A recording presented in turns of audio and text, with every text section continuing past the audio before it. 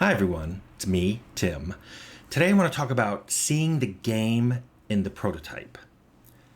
Now the alternate titles for this video were going to be, should you be a game director, or a litmus test for game directors? Because I think this is such an important ability to be able to do that anyone at the game director level or above should be able to do this. And if they can't, so let's dive into that.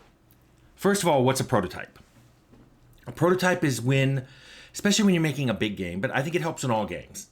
I think indies should do this as well, but a prototype is where you put in all of your foundational features, things like walking or climbing, basic dialogue, any foundational system mechanic that you have that either every player is going to do or is a unique mechanic for your game, and therefore you want to get it in early and play around with it.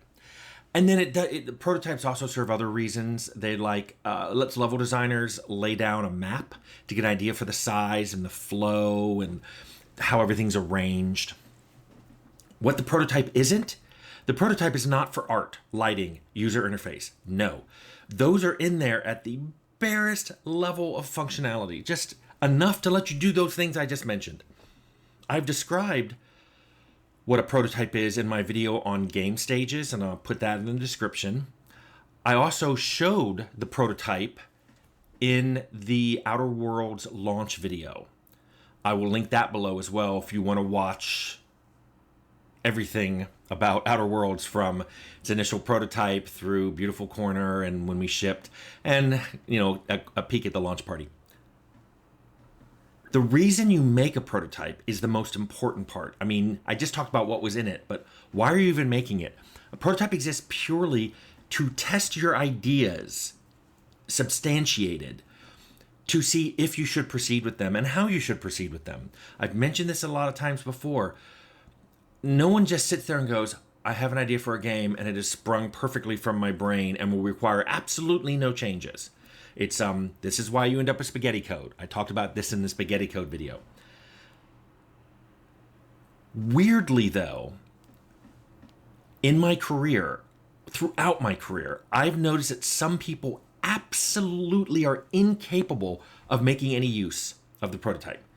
Meaning, they cannot look past the gray-boxed buildings and props and the T-posed people. They can't look past that and see the game.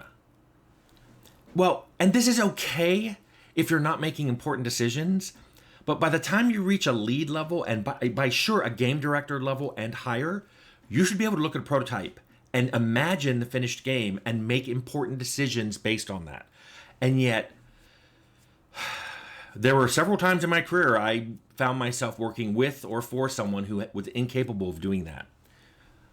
Ironically, after the game shipped, suddenly they sounded incredibly visionary and, imparted great ideas into the game. Yet I watched them be incapable of looking at a prototype and seeing past it and seeing what we're trying to do.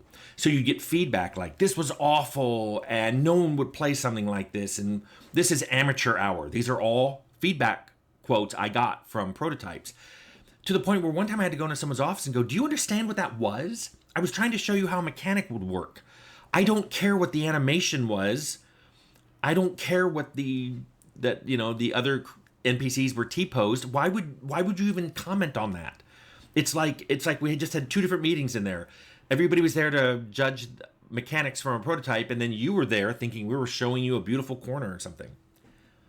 I remember I was so frustrated by it that I was trying to find an example that I could, when I wanted to complain to my non-game dev friends.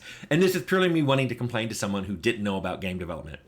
And I said, I can only imagine there are people in the music industry that when someone's working on a song and they've written the lyrics and they may have like a short little riff, like the music is going to be like this, I'm not a musician, that there must be people in charge, production folks, managers, people who are going to pull the ripcord and make a decision on, yeah, we're going forward with the song, who absolutely cannot tell from a riff and a set of lyrics that the song would be good.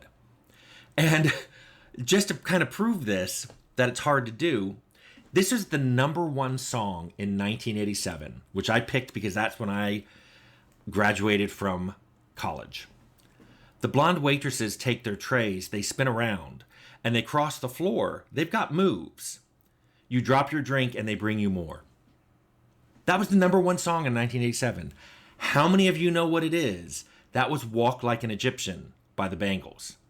Because when they sing it and there's music, it sounds really good. Don't believe me? Think, oh, that's an archaic grandpa song? Okay, here was the #1 song in 2025. Wherever you go, that's where I'll follow. Nobody's promised tomorrow. So I'm going to love you every night like it's the last night.